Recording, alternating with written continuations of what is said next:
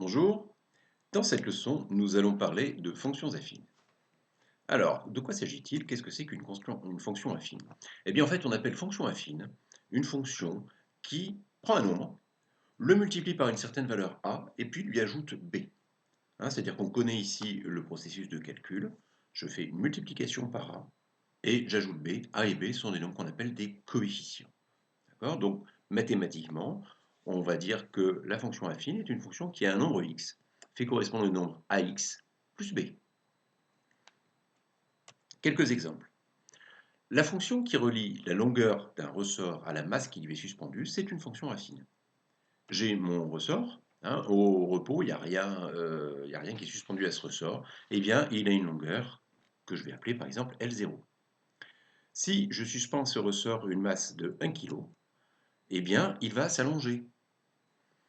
Il va s'allonger et la longueur que je vais pouvoir mesurer, à ce moment-là, je vais l'appeler par exemple L1.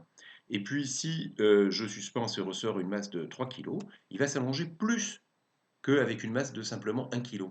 Et cette longueur L3, je vais aussi pouvoir la mesurer et enregistrer tout ça. Et en fait, en physique, eh bien, on sait que la longueur du ressort, peut être décrite par une formule, L égale L0, la longueur quand il n'y a rien, plus K fois la masse qui est suspendue à l'extrémité de ce ressort.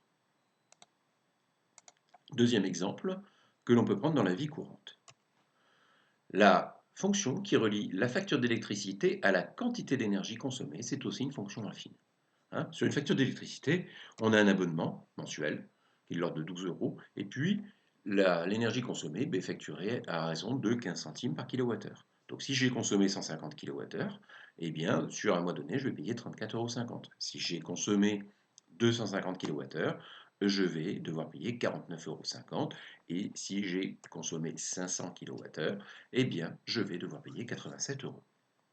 Donc voilà un deuxième exemple d'une fonction affine. On va trouver souvent des exemples de fonctions affines dans justement des modèles d'ordre économique avec un abonnement et une prise en compte de la consommation de quelque chose. La représentation graphique d'une fonction affine. Maintenant qu'on étudie les fonctions depuis un certain temps, vous avez compris que la représentation graphique d'une fonction, c'était quand même un élément très important et sur lequel on allait pas mal s'appuyer pour pouvoir travailler, comprendre comment fonctionnait cette fonction. Ici, deux exemples. Une fonction qui a x associe 0,5x plus 0,5 et une fonction qui a x associe moins 1,5x moins 0,5. Dans un cas comme dans l'autre, ces deux fonctions affines ont pour représentation une droite. Une fonction affine a toujours pour représentation une droite. Ce qui veut dire que si je veux tracer la représentation graphique d'une fonction affine, eh bien, il va falloir simplement que je détermine deux points qui appartiennent à cette représentation graphique, c'est-à-dire deux points dont les coordonnées sont respectivement, disons, une valeur x et l'image par la fonction de x, et je n'aurai plus ensuite qu'à réunir ces deux points par une droite pour obtenir la représentation graphique de ma fonction. Alors, comment placer ces deux points dans le repère? Comment s'y prendre pour faire ça simplement et proprement?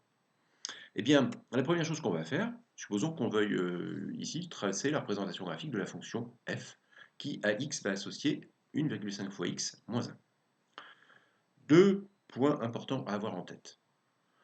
Le premier point, c'est que je vais travailler avec deux nombres qui ne sont pas trop proches l'un de l'autre. Il faut qu'il y ait une certaine distance entre les deux abscisses auxquelles je vais m'intéresser. Pourquoi? Parce que quand je place des points sur une représentation graphique, eh bien, malgré tout le soin que je peux y apporter, il y a toujours de petites imprécisions.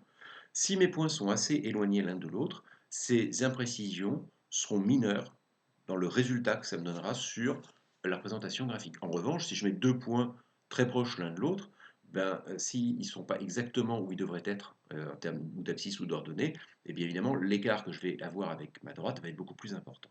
Donc, première règle, choisir deux points assez éloignés l'un de l'autre. Je prends par exemple 4 et moins 2. La distance entre 4 et moins 2, c'est 6. Donc ça va, ils ne sont pas collés l'un à l'autre. Ces deux points, 4 et moins 2, ils ont un deuxième avantage, c'est que, regardez, quand je calcule l'image de 4, c'est 5. 1,5 fois 4, ça fait 6, moins 1, ça fait 5. L'image de moins 2, c'est moins 4. Et donc, je ne les ai pas choisis complètement au hasard, j'ai des points qui ont des coordonnées entières. Et quand il va s'agir de placer ces points à coordonnées entières dans un repère, ça va quand même être beaucoup plus simple que si j'étais avec des points à coordonnées décimales. Je vais donc les placer dans le repère. Je trace ma droite, j'ai la représentation graphique de ma fonction f. Petit retour sur mon processus. Donc j'ai choisi mes deux points, pas trop proches l'un de l'autre, 4 et moins 2. J'ai calculé leurs images. J'ai donc les coordonnées des deux points que je dois placer, le point 4, 5 et le point moins 2, moins 4. Et bien c'est aussi ça qui va me permettre de tracer mon repère, de telle sorte que ces deux points évidemment puissent y figurer, et puis que j'ai un dessin, une figure qui soit assez propre. Donc voilà comment je m'y prends. Essayez de retenir cette idée, trouver des points pas trop proches l'un de l'autre. Si possible, essayez de trouver des points qui ont des coordonnées entières, quitte à dire, bah, tiens, je suis parti, j'ai essayé par exemple de prendre 3 et moins 2. Oui, bah, pour 3 c'était pas extraordinaire ce que j'obtenais, donc je refais un calcul. Il vaut mieux refaire un calcul jusqu'au moment où vous allez trouver un point coordonnée entière, plutôt que de faire une représentation graphique qui sera pas très précise. Alors, quelques définitions. Eh bien, le coefficient a de ma fonction affine, hein, ce a du ax plus b, eh bien, c'est le coefficient directeur ou la pente de cette droite qui représente la fonction f. Et quant au coefficient b de la fonction affine, eh bien, on l'appelle ordonnée à l'origine de cette droite. Pourquoi est-ce que je l'appelle ordonnée à l'origine? Eh bien, tout simplement, regardez, si vous calculez quelle valeur la fonction f va prendre si x égale 0. Bien, quelle que soit la valeur de a fois 0, ça fera toujours 0. Donc f de 0 sera égal à b, et c'est pour ça que c'est bien l'ordonnée du point qui a pour abscisse 0, c'est l'ordonnée à l'origine de cette fonction. Alors les propriétés de la pente, bien, c'est exactement les mêmes que lorsqu'on avait étudié une fonction linéaire. Si a est négatif, cette pente elle est négative, et bien la droite descend. On dit alors que la fonction elle est décroissante.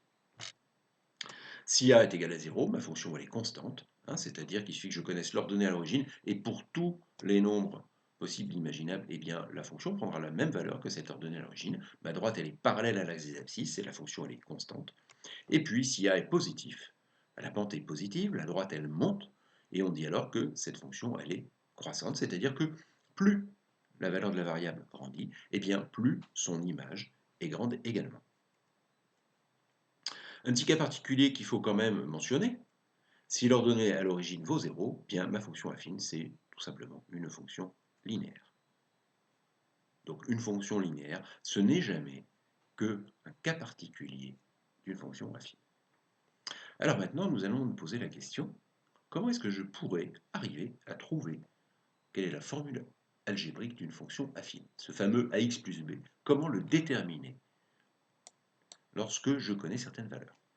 Eh bien, une propriété qui est importante, qu'on démontrera en classe de seconde, c'est que si f est une fonction affine, alors pour tous les nombres, x1 et x2 distincts, eh bien le rapport entre la différence des images et la différence des nombres eux-mêmes, c'est un rapport qui est constant et qui est égal à ce fameux a, le coefficient de la fonction f.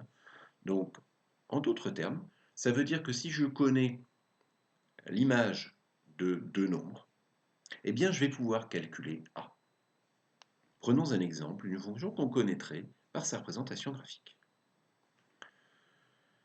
Je prends deux points sur cette droite qui représente la fonction f et je note leurs coordonnées. Alors là aussi, je vais, tant qu'à faire, essayer de prendre des points dont je suis sûr qui sont bien marqués sur évidemment ma représentation graphique et qu'ils ont, si possible, des coordonnées entières, ça va me faciliter la tâche.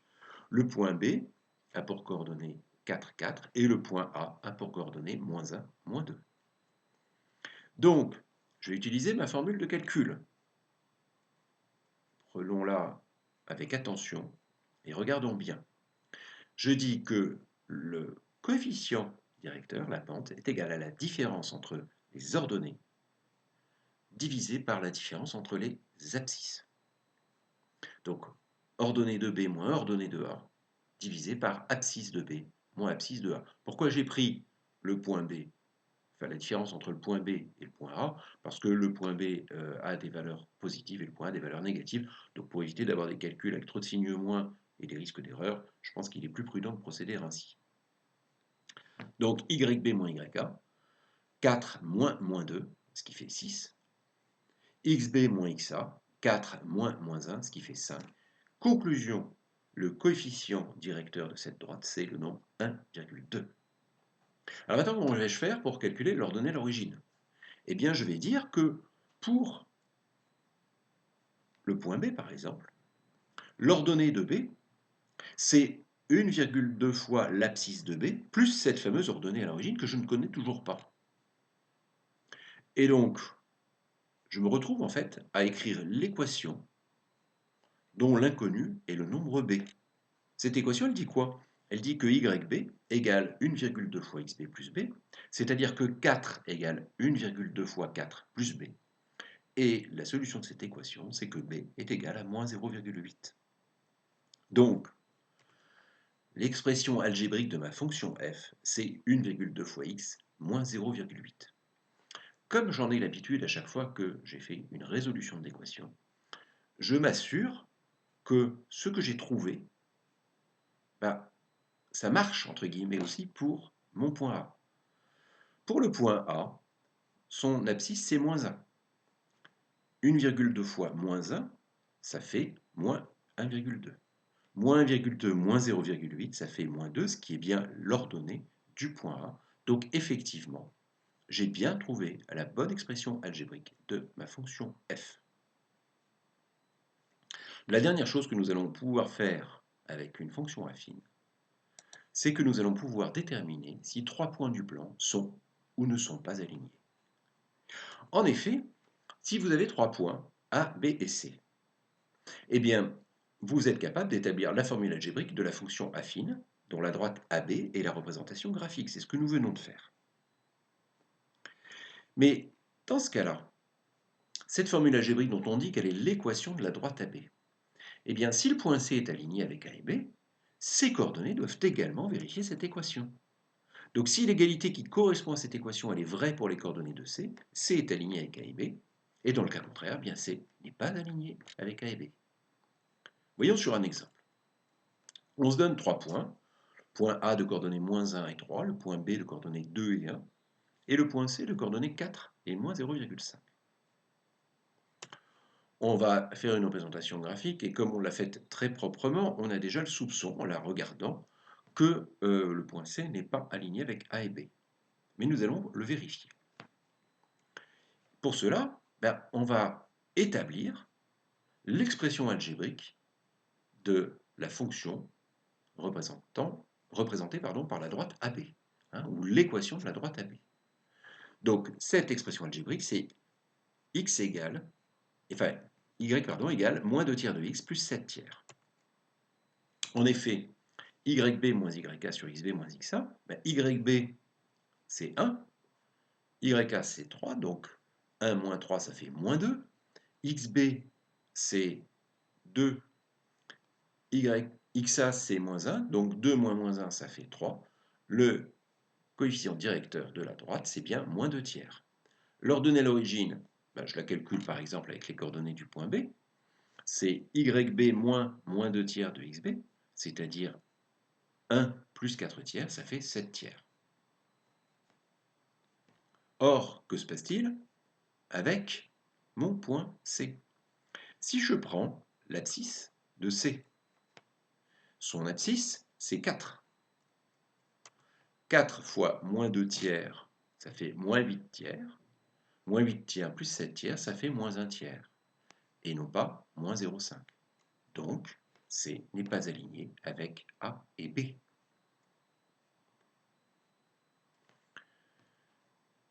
À revoir et à re-revoir toujours la représentation graphique d'une fonction. C'est un outil très important qu'il faut parfaitement maîtriser.